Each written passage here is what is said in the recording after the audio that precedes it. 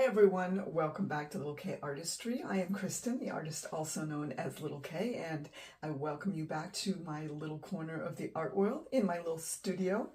And I'm here in central Maine, and it is a beautiful sunny but cold day today. And I have been working on, if you have been following along, I've been working on my new collection, a new series of fluid art pieces that will be hanging in my friend's office, and I'm so excited. This is the second piece in the series. This will also be a fluid art, a blowout piece. It will be a little bit different than the last one. The last one, you can go back one video and you can look back at that one. That one was a Dutch style bloom in the style of Rinskidownia, and it had a beautiful custom burgundy and browns and golds. It's just gorgeous.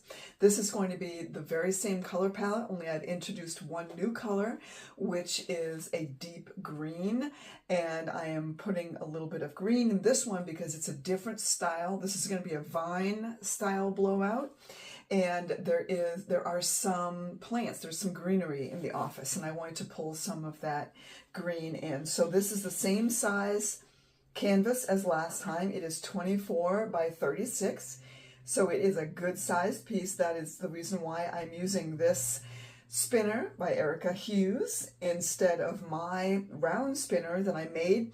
This one makes it easier for me to move the canvas around if I need to move a certain part in a different way, or to kind of scoot one side. I'm not going to be spinning this one as much because this style of painting there's less spinning and less stretching of the design, the composition. This one, most of the composition will be created with my hairdryer.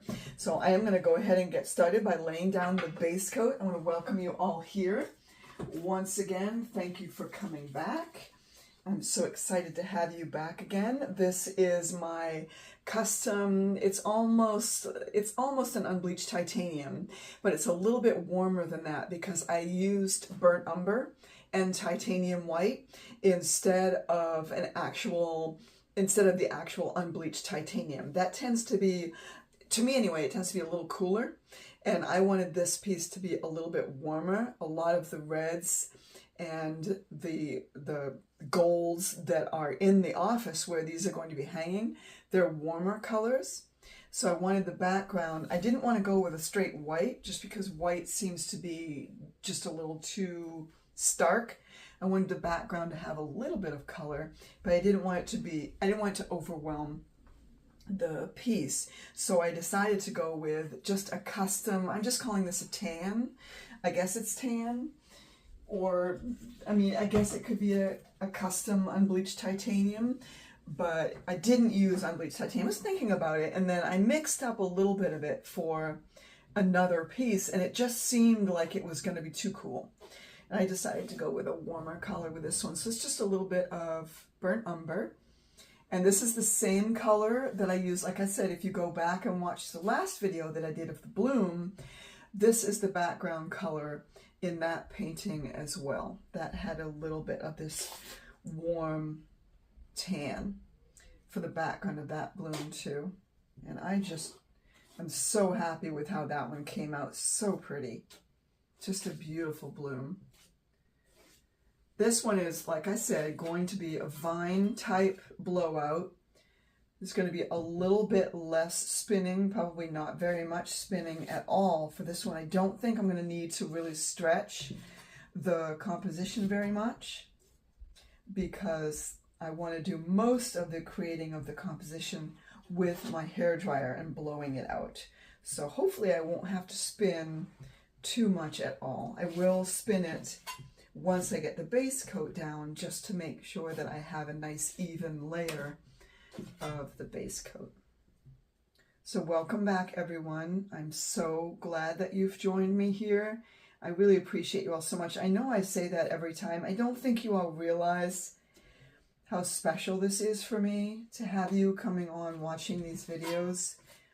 If you know, or if you read the description down below, you'll know that my art is my therapy. It started out of a need for therapy, and my therapist recommended that I just start creating some paintings that visualize my emotions. And I don't have, you can probably tell, I don't have any art training. I did not go to art school. Everything I've learned about art, I've learned mostly through online videos. I have taken some courses from some of my favorite artists through the Smart Art courses, and those are wonderful. I recommend going there if you are looking for more in-depth training, a little bit more than you can get on YouTube. The Smart Art courses are just some of the most amazing artists on there. Molly Leash from Molly's Artistry, and obviously Rin Skidania is on there too. I know Olga Sobi has some classes. And they are just a few of some of the incredibly talented people who I have been learning from over the course of these last couple of years. Just spinning this now to kind of smooth out the background layer, even it out a little bit. And then I'll torch it and get rid of those bubbles.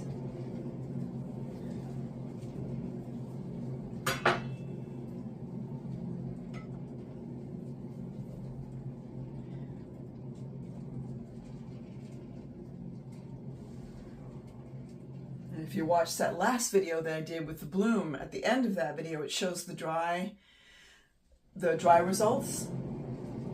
And I did that painting, I did that bloom at about 7 o'clock at night, and by 7 o'clock the next morning it was dry. So it takes about 12 hours for this style because it's very thin, the paint's very thin, and it's mixed mostly with water, but I do use a pouring medium, and that video link is down in the description of this video. If you want to try and you're interested in a pouring medium that's not just water, then you can try the one that's linked in that video. I'm just going to torch these a little bit. Sometimes in the spreading with the palette knife you do get some bubbles. But as I said before, this mix is really thin, so the bubbles pop really easily.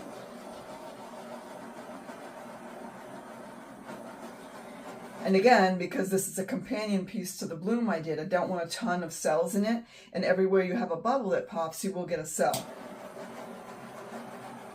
Because the base coat pops up through, and I don't want very much of that.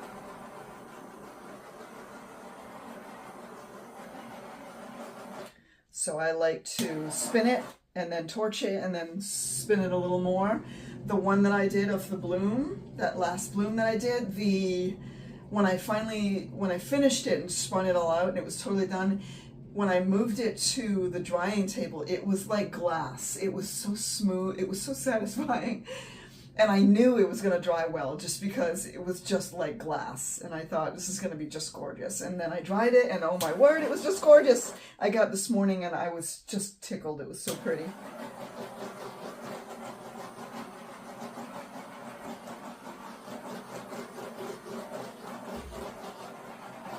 That's most of the bubbles. Let me just spin a little bit more.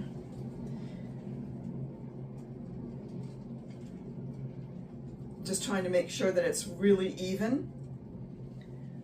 Some of it will spin off, and that's okay, because like I said, I'm going to be creating the composition mostly with my hairdryer and the paints that I'm going to be adding to the canvas.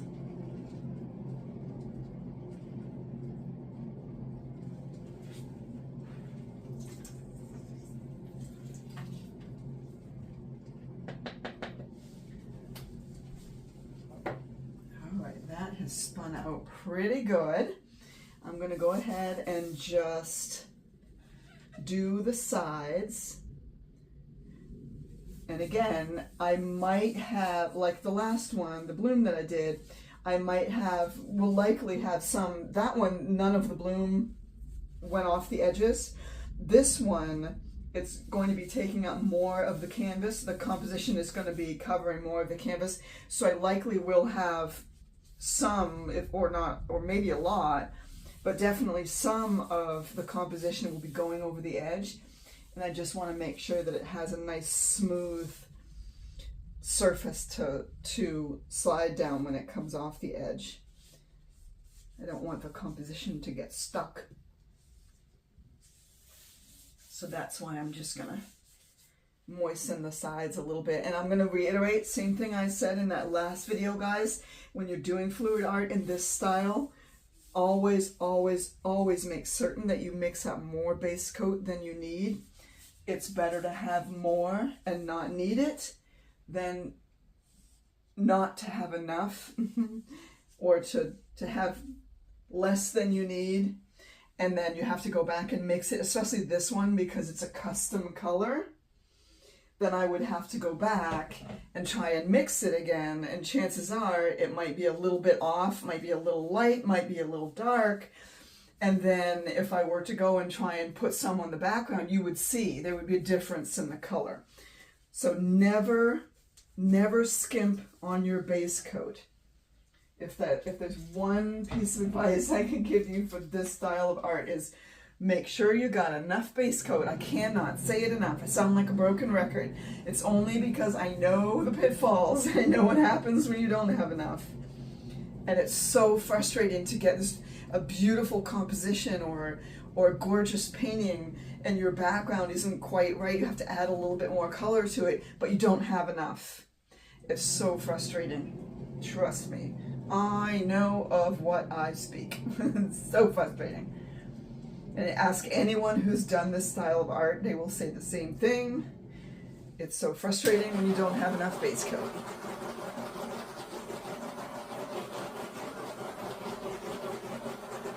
Okay, I think I have enough.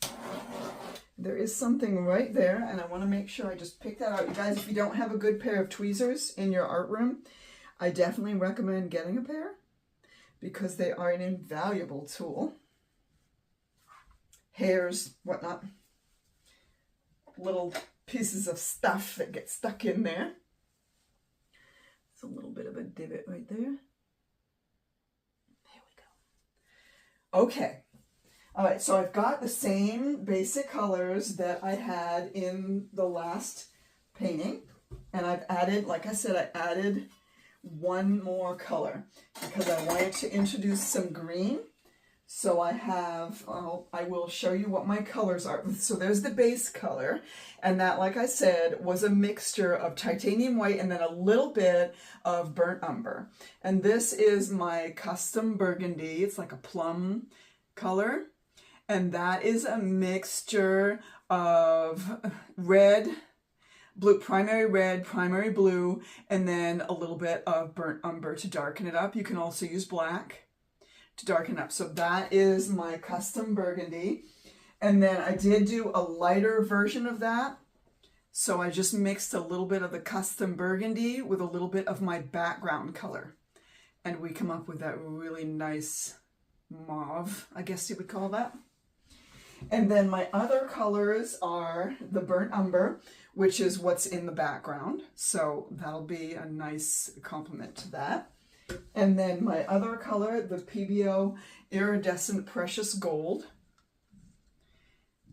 I have a little bit of that one. And then the new color that I've added, this is a custom green.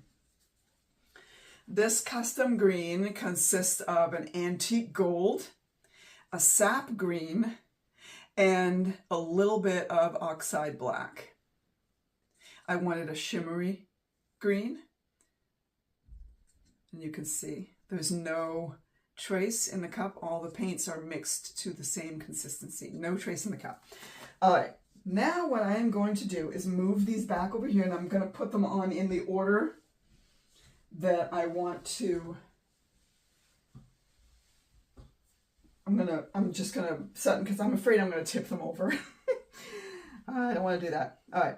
And what I'm going to do, you might not be able to see, I don't know if you'll be able to see the whole composition in there or not. You might only be able to see part of it. Some of it might be off. I apologize if it is. But what I'm going to do is I'm going to do it off center. I'm going to do two lines, one going up that way and down here, and then a shorter one going this way.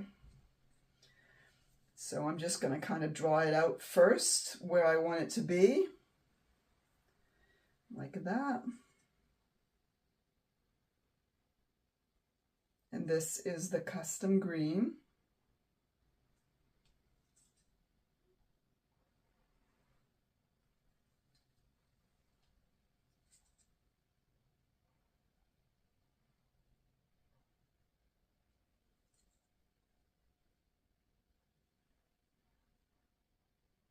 Okay, there's the first line.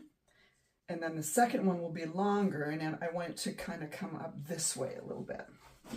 So I'm going to start here and just kind of go like that.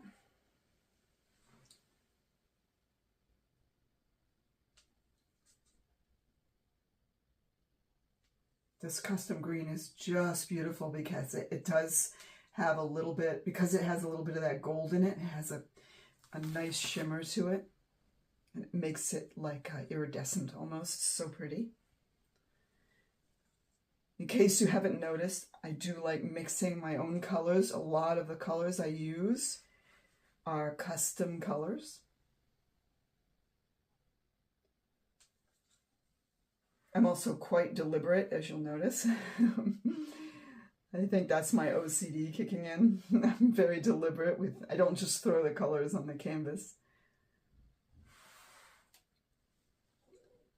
And I want a good amount of that green to show through. I'm hoping that it will kind of look like leaves, and it'll feel like there's some plant material. Okay, there's the green. And then on top of the green, I'm going to do a little bit of that burnt umber.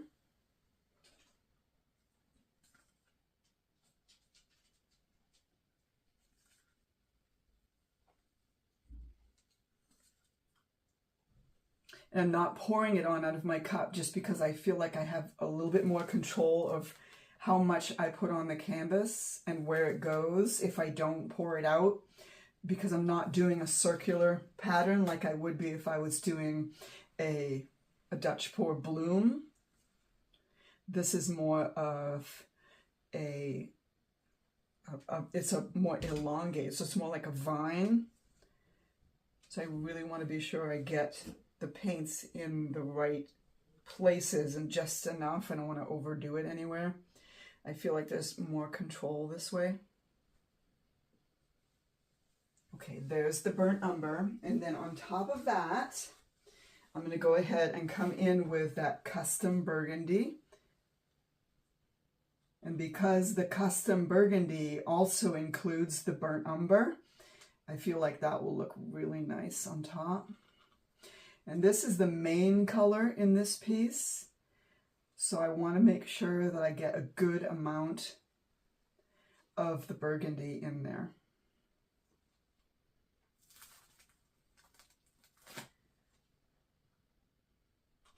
And it's okay if you get a few splatters here and there, because this is going to be a blowout. And like I said, this composition is going to take up more of the canvas than the last one did.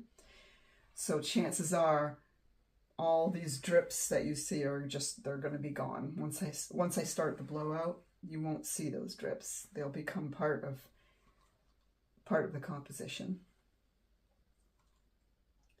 And that last one that I did, the bloom, I feel like I kind of skimped a little bit on this color. And I want to make sure I get more of it in this one. There we go. That's a good amount. And I do have a tiny bit of the lighter color. I'm not going to put very much of this in there. I'm just going to put a little bit of this in. I feel like that burgundy is going to mix with the base coat a little bit, and I'll probably get a little bit of that, a little bit of this color in it anyway. So just a little, just a tad like that. And then of course I've got to include the precious gold, because this is just such a pretty color. And if you go back, if you haven't watched it, you want to go back and watch the video that I did of that bloom, the iridescent precious gold ended up on the outside edges of some of the petals, and oh my word, it looks so pretty. The precious gold might also make a few cells. It's not a real, this is the PBO. It's not a real big cell maker, so I'm not too worried about it. I think probably the most cells that I'll get will be from that green, because that does have the antique gold, and that is a cell maker. So we might end up with a lot more cells in this one than with the other one. I don't know. I've not done this color combination before. I'm going to pop these bubbles.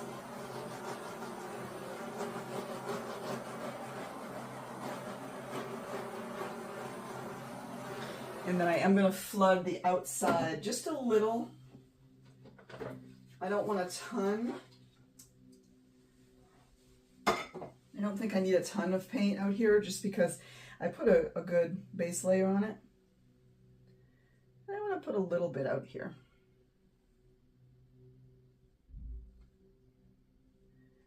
I do want to make sure that it moves.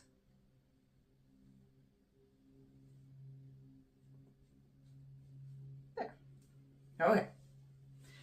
There's the base layer, and I still have a whole container of base layer. So I'll be able to do another one with this background color, which is awesome because I love this background color. It's so beautiful.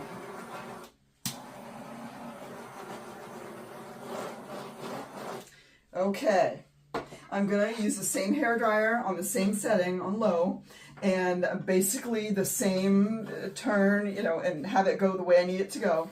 And remember, instead of pushing it this way, it's almost perpendicular. Almost, it's just slightly tilted, but I don't want to push the paint because I feel like that splatters it. So let's see what we can do here. Fingers crossed. Moment of truth.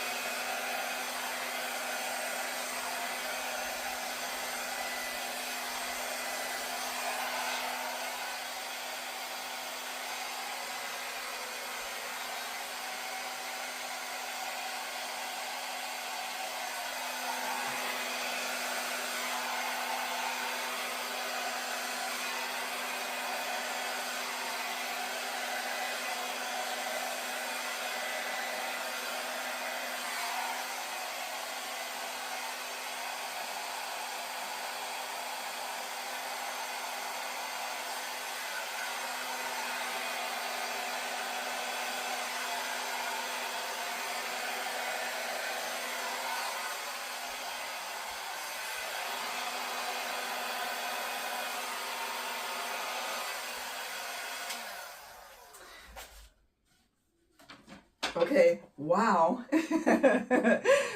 Ooh, this is so pretty. Okay, man, I love this. Oh my word, this color combination. Okay, so what I'm going to do first is I'm going to torch just to pop the bubbles and see if there's any cells that want to come up. We'll invite the cells out to play here. Sometimes there's little groupings of them. I'm going to make sure we invite the cells.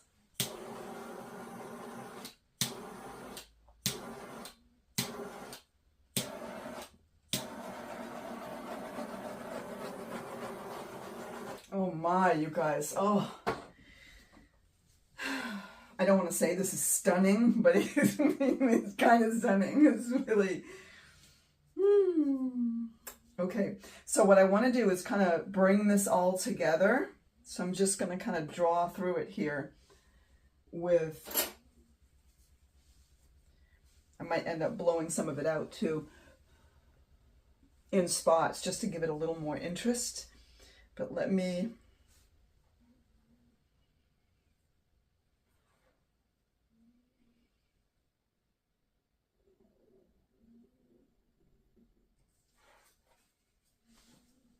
just connect some of this here.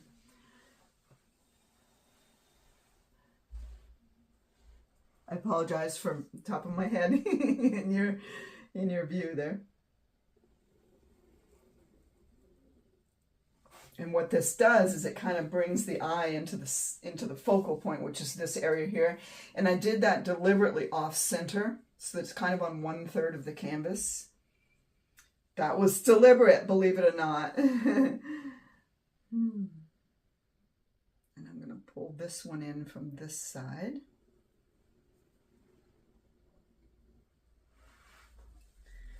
And then I want to pull this one in from here.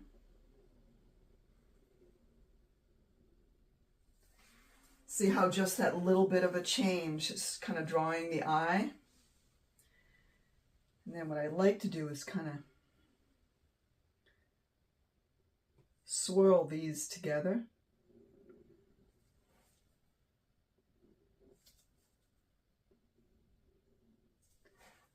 Like that. And then we can pull some of these guys in as well.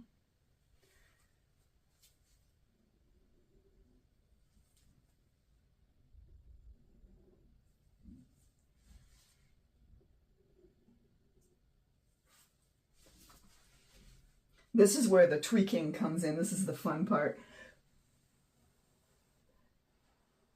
I mean, all of it is fun. But to me, this is like really where the artistic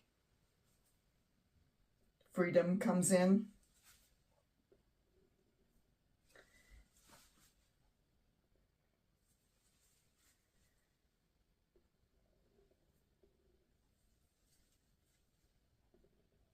Where you can really add your own personality, I guess. So this, I love this. This is pretty well, this is set right here, I think. This corner.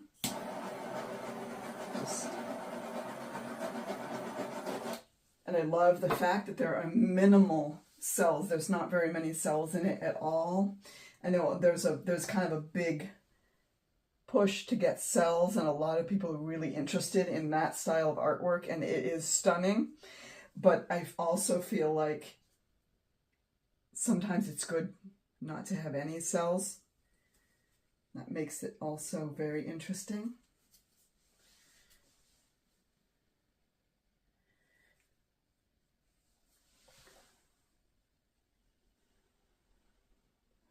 The other thing that I really love about this particular pouring medium is it makes it really easy to manipulate it once you've got your initial composition.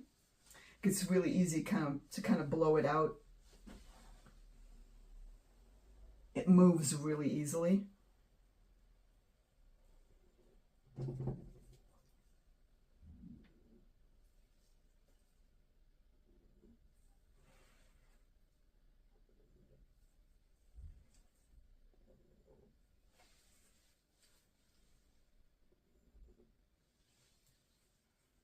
What do you guys think of this? Oh my word, I'm in love with this.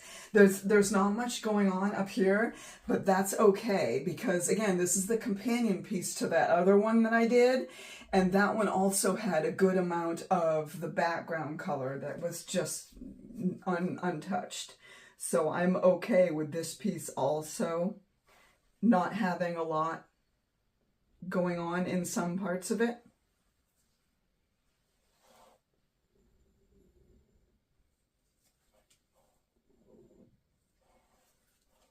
I'm so glad I introduced the green because it's just the right amount of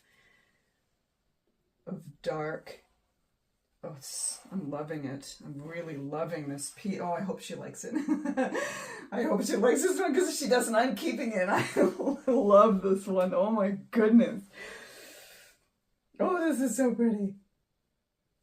I mean, I don't know how you guys feel about it, and maybe you're back there going, what is she? Well, I don't see anything so special about it, but oh my word, in person, it's just glorious.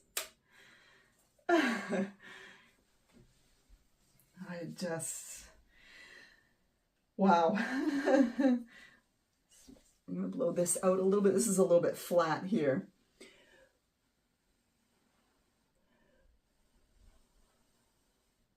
So I just want to give it a little bit of, there we go, a little bit of oomph.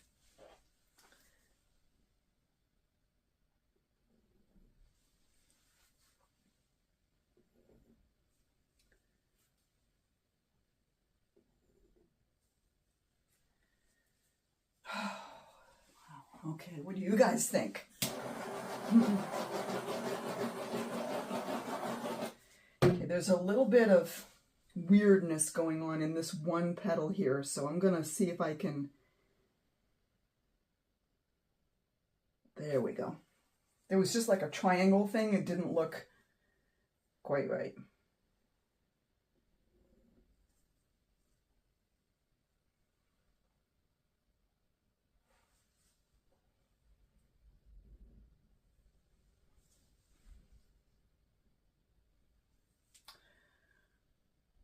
Okay, so a few bubbles here.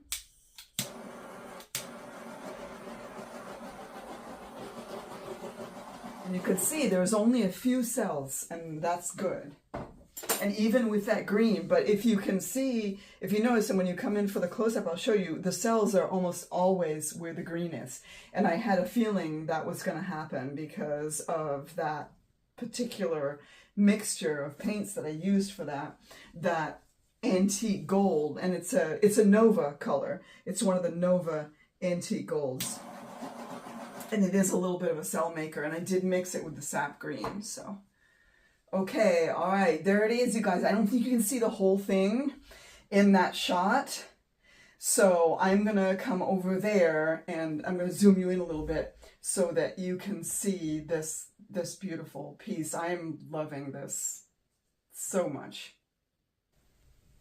I tried to turn off some of those overhead lights so you won't get a glare. I apologize, there might still be a little bit of a reflection of the light. Wow, this is so pretty as I'm looking at it through the camera. Oh my goodness, you guys really love this. Wow. This color combination has just, it's glorious. It really is. I don't know how you guys feel about it, but I'm loving this. So you can see it came off a little bit off of this side here, and then just a tiny bit over there. And I think also up there at the top, we had a little bit come off. So that makes it really interesting. Let me zoom out so that you can see the whole thing. What do you guys think? Oh, there's a glare. I'm so sorry. Let me move that. It's going to make it so that it's this less light in here, but I hope you guys can still see it. Oh my word. Maybe if I tilt it this way? No, that's not working. Anyway, there you go. It's done. I'm so happy. I'm going to move it to the drying table, and I will be back to show you the dried version in about 12 to 18 hours. Thank you guys for watching. I hope you love this as much as I do. I'm really loving this one. And I hope my friend likes it too. This is the companion piece that hopefully will go really nicely in her office with the other one. So thank you guys so much. I appreciate you all so much. Leave a comment. Let me know what you think. Thank you for watching. And like I always say, this is okay, reminding you and encouraging you. Go make the art. You will be so glad you did. As promised, here is the dried result of my second piece for my friend's office. And I'll show you some close-ups here of that gorgeous PBO iridescent precious gold shining through. It came out so beautiful, you guys. I love it. And it dried completely perfect. I'm just so thrilled with it. It's so big, I had to actually bring it into my studio to photograph it because I didn't have a wall space big enough. So here it is in my studio. I can't wait to send it to its forever home. So there you go. There's the final piece.